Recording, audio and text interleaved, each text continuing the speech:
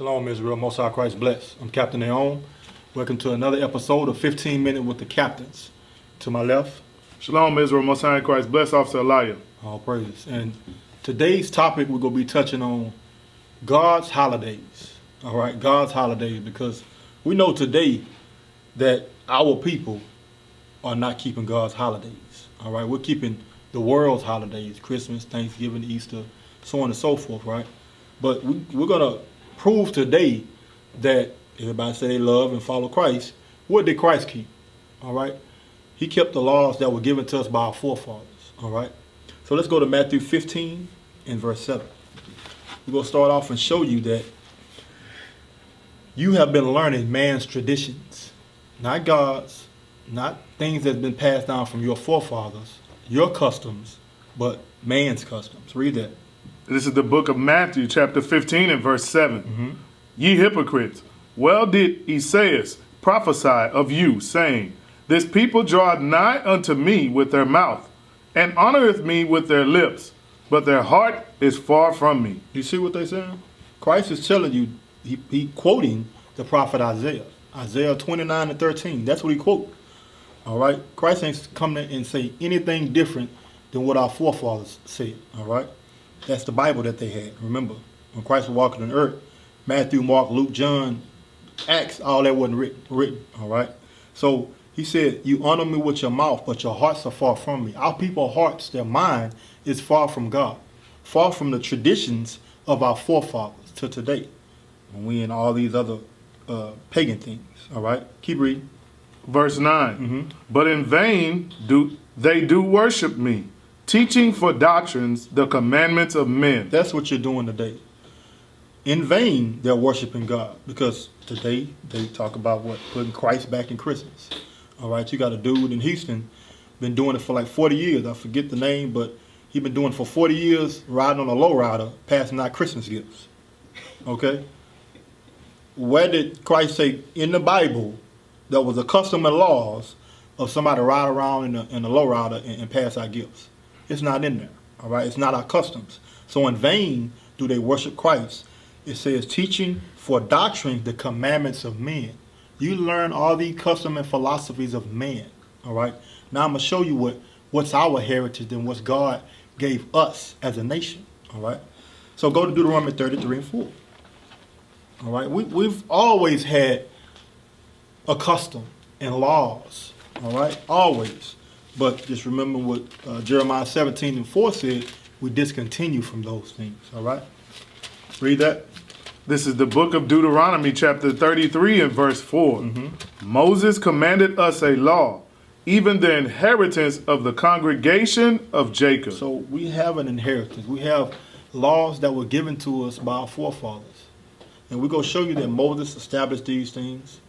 Some of it was before Moses as well.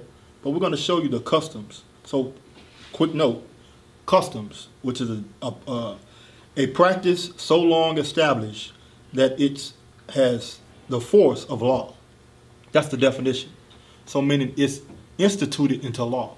All right. So now let's see what's instituted in our laws that God gave us. Let's go to Leviticus 23. All right. We go get today. You go understand what's been established in the nation of Israel. All right. And the synonym for customs are practices, habits, fashions, observances, and rules. All that is going into laws that you were given, your customs. Go ahead. Verse 1.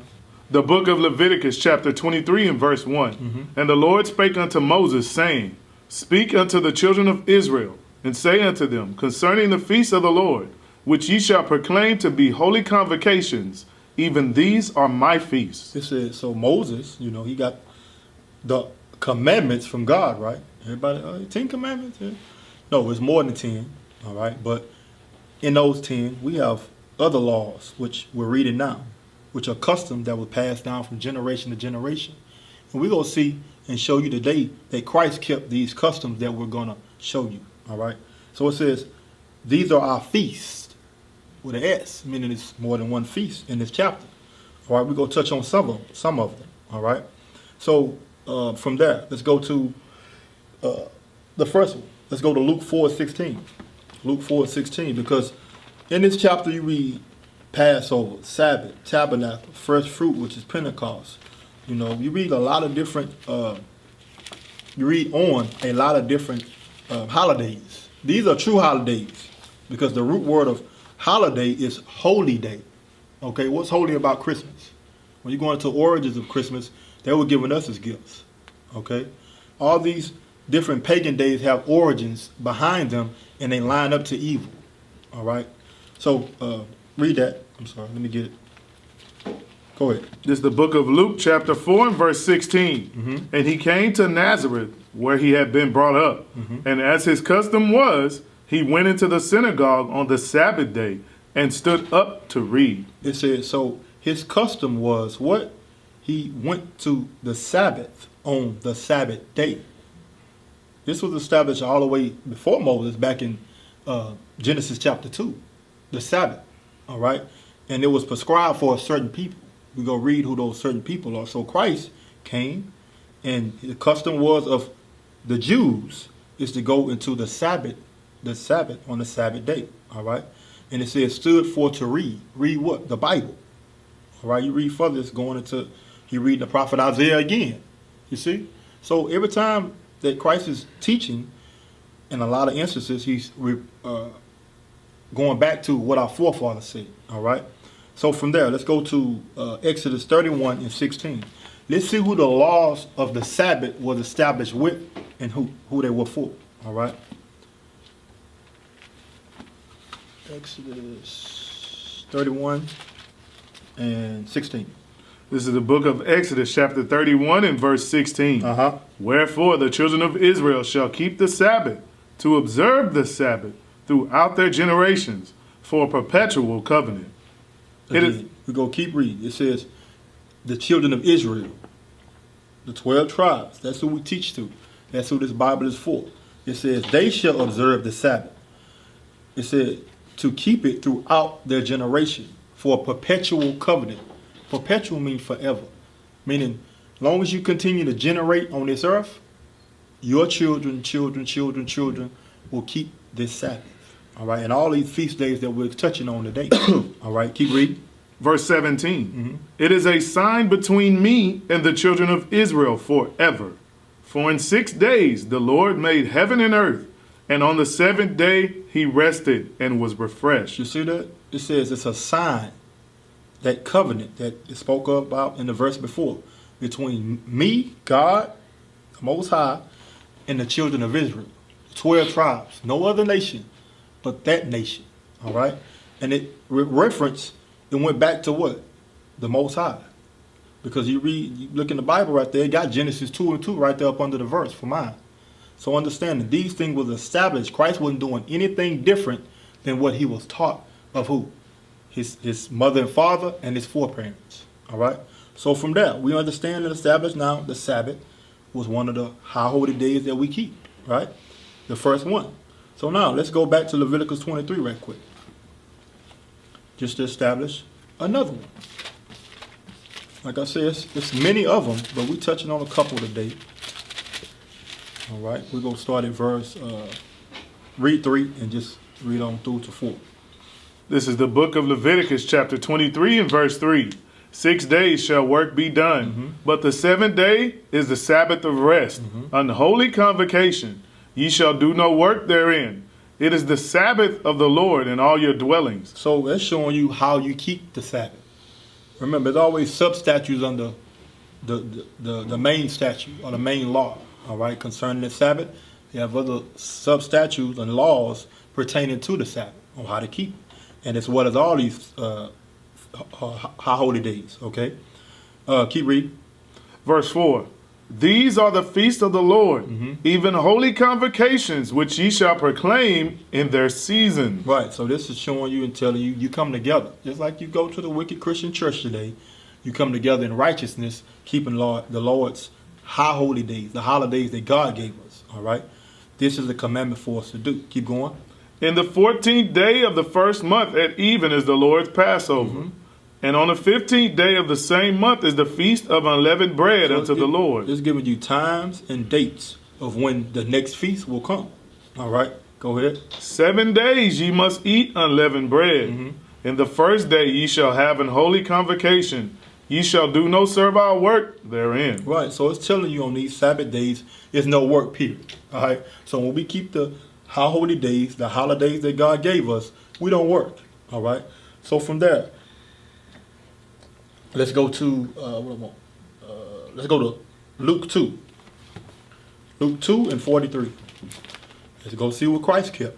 All right, remember, I'm pointing out a lot of things dealing with Christ because everybody want to talk about Christ. That's why I said they say they honor me with his mouth, but their heart is far from him. All right, in vain do they worship me. All right, so yeah, let's get that. Luke 2 and 42. This is the book of Luke, chapter 2 41. and verse 41. Now his parents went to Jerusalem every year at the feast of the Passover. So Christ's parents, mother and father, that's another doctrine, but mother and father, all right, went to the Passover, which we just read in Leviticus 23. So this was before Christ. His parents, that means they've been keeping that law since they were grew up. You understand? Now they training a child in the same manners and customs and laws that they've been in. That's concerning their people. All right? Keep going. And when he was 12 years old, they went up to Jerusalem after the custom of the feast. When he was 12, they went up to Jerusalem to what? Partake in the custom of the feast. Which you can read that in Deuteronomy 16:16. All right? Those 3 times a year, we would go meet up in Jerusalem. All right? To keep the Most High's commandments. All right? So let's go to Exodus 12 and 14. Let's see when this law was established. Everything has an origin. All right?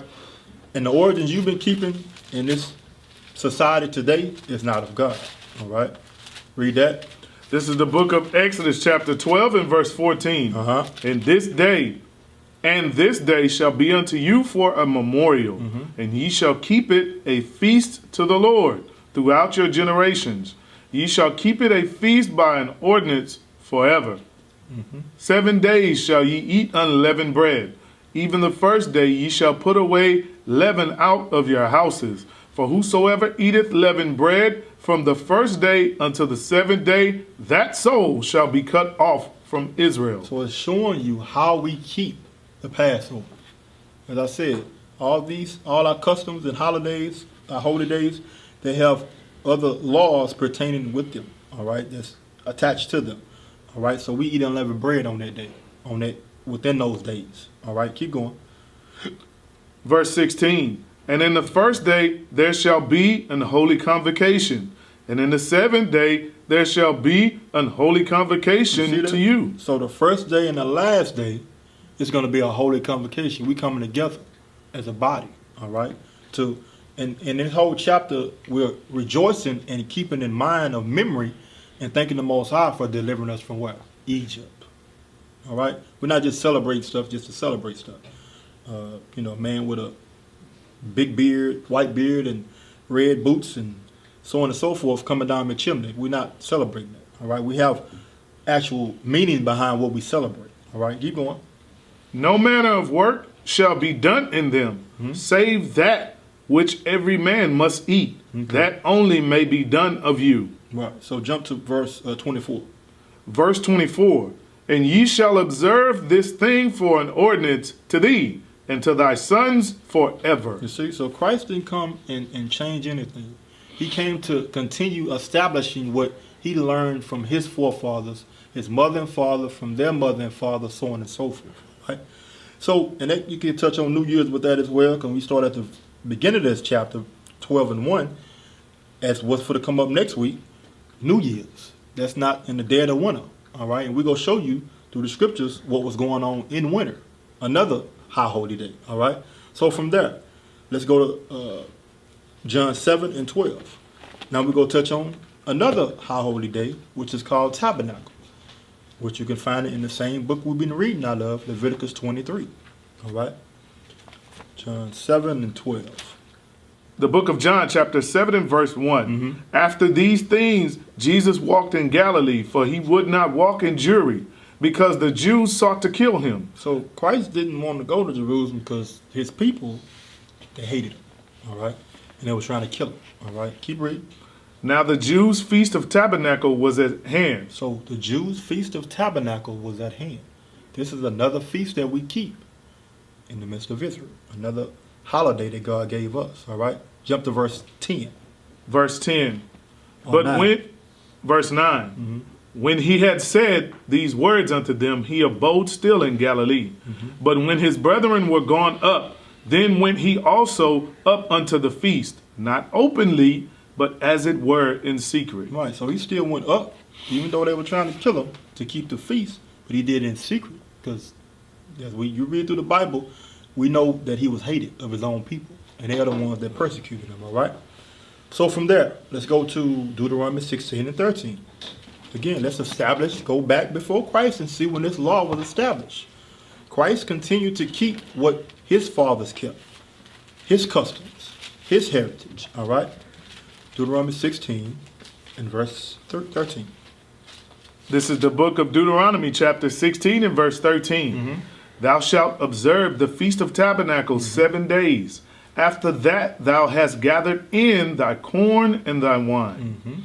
And thou shalt rejoice in thy feast, thou and thy son and thy daughter and thy manservant and thy maidservant and the Levite, the stranger and the fatherless and the widow that are within thy gates. Jump to 16.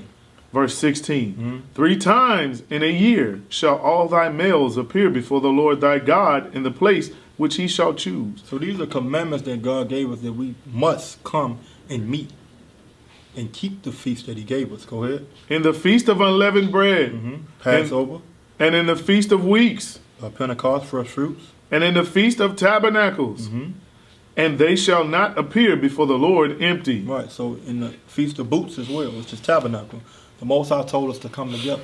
All right. So Christ wasn't doing nothing different than what our forefathers did. All right. His customs. Nowhere in there, go to Jeremiah 10, it talks about Christmas. He didn't keep Christmas. That was before him as well, but that wasn't our customs. All right. So let's go to John 10 and 22. John 10 and 22. Let's get one more feast that Christ kept, showing you that we had customs and laws set up before the captivity. Christ was in captivity, the Roman captivity. But was he keeping their feasts and customs? No. He was keeping the feasts that our forefathers kept. Go ahead. This is the book of John, chapter 10 and verse 22. And it was at Jerusalem, the feast of dedication, and it was winter. And it was winter. So Christ wasn't keeping Christmas or celebrating New Year's in the dead of winter. He was keeping the feast of dedication. And we'll get the origins of the feast of dedication from our forefathers. Keep reading. Verse 23. And Jesus walked in the temple in Solomon's porch. Right. All these things was established before Christ. But he kept it because this is a feast that the Most High told us to keep. For what? Being able to get the temple rededicated to him. Let's see that. Let's go to 1 Maccabees 4 and 55 through 59. Judas Maccabees, and this wasn't the only first time that that's happened, but the Most High established it through him to make it a holiday. All right? 54 through 59. Yes, sir. 55 through 59. 55. This is the book of 1 Maccabees, chapter 4 and verse 55. Then all the people fell upon their faces, worshiping and praising God, the God of heaven, who had given them good success. He gave them good success because he allowed them to be able to overthrow the Gentiles or the Idumean, so-called white man, to restore the temple, to put it back in their hand, so they can take all the defiled things out and honor it back and dedicate it back to the Most High. Keep going. And so they kept the dedication of the altar 8 days, and offered burnt offerings with gladness, and sacrificed the sacrifice of deliverance and praise. Deliverance and praise. Deliverance of the heathen, praise to the Most High for letting them overcome them and have great success. And as you see as well, talk about sacrifice stuff, we don't do that anymore. All right? Christ was that ultimate sacrifice. All right? Keep going. They decked also the forefront of the temple with crowns of gold, and with shields, and the gates and the chambers they renewed, and hanged doors upon them. Thus was there very great gladness among the people, for that the reproach of the heathen was put away. You see, the reproach of the heathen was put away. They ain't happy and glad over stockings and candy corns and all this other stuff that our people get excited about today. All right, they were rejoicing over the victory that the Most High allowed them to get. All right, go ahead. Verse 59. Moreover, Judas and his brethren with the whole congregation of Israel ordained that the days of dedication of the altar should be kept in their season from year to year by the space of 8 days, from the 25th day of the month Caslu, with mirth and gladness. You see that? So it gave a date and time again on when we keep this. And it talked about the season, which we read in Leviticus 23. All right? So I pray that y'all get something from this and you understand that we are not keeping man's holidays, so-called holidays, but we need to reestablish God holidays and high holy days within ourselves. All right? And I understand that you're Israelite according to the Bible. All right? So with that, we say shalom. Most High in Christ bless. Shalom, Israel. We used to scream black power while Heron was pushed. But at the end of the day, nothing's in vain. IUIC has been given a vision. The tents of Judah has risen. Many has attempted the mission, minor murmuring, omitting, and missing the mark. Just reading that he had the flame of fire in his eyes gave us the spark. We on Paul's mission. We out on the road, purple and gold, from Mexico, Cuba, Haiti, Ghana, Sierra Leone. 144,000 boots banging, concrete crackling. These are how men repented at heart. The scriptures is proof. IUIC, we deliver the truth.